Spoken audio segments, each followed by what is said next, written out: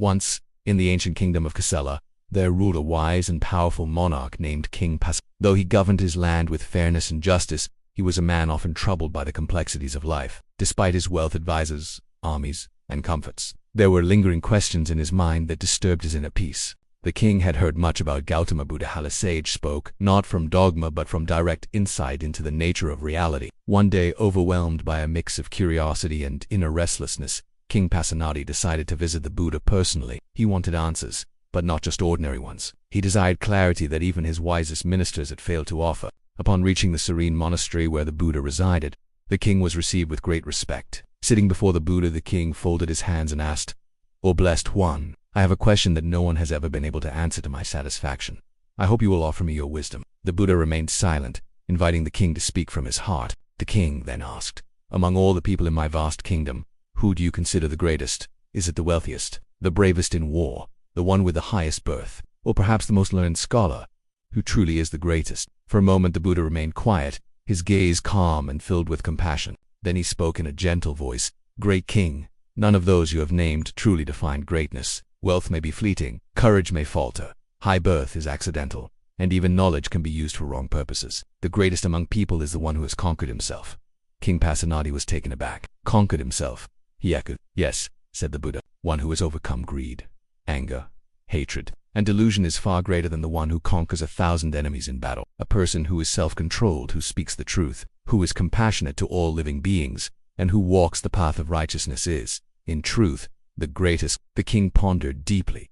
"But isn't self-conquest harder than conquering others?" The Buddha nodded. "It is the hardest battle, indeed. Most people live their entire lives trying to change others, dominate lands, or build fame.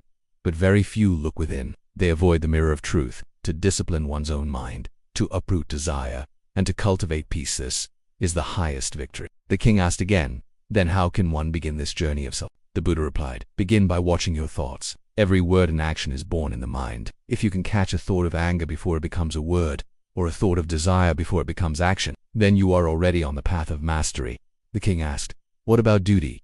O blessed one, I am a king. I must punish the wicked and protect my people. How do I balance justice and compassion?" The Buddha said, "Justice and compassion are not opposites. True justice is not fueled by hatred, but by wisdom. Punish not with anger, but with awareness. Protect not out of fear, but out of love. A ruler who governs with mindfulness and loving kindness brings harmony, not just law and order." Then the king posed a final question. "If greatness lies within, why do people continue to chase it outside? Why do they worship power, status, and wealth?" The Buddha responded, "Because the world conditions them to look outward. From childhood, they are taught to compare, to compete, and to consume. Few are shown the stillness within their own hearts. But once a person sees even a glimpse of that inner peace, no amount of gold or praise can compare." King Pasenadi bowed his head, overwhelmed not by the weight of confusion, but by the light of clarity. He said, "You have not only answered my question, but you have shown me a new way to rule not just over others, but over myself." The Buddha smiled. "Great king, rule your kingdom as a reflection of your inner clarity. Let your palace be filled with wisdom.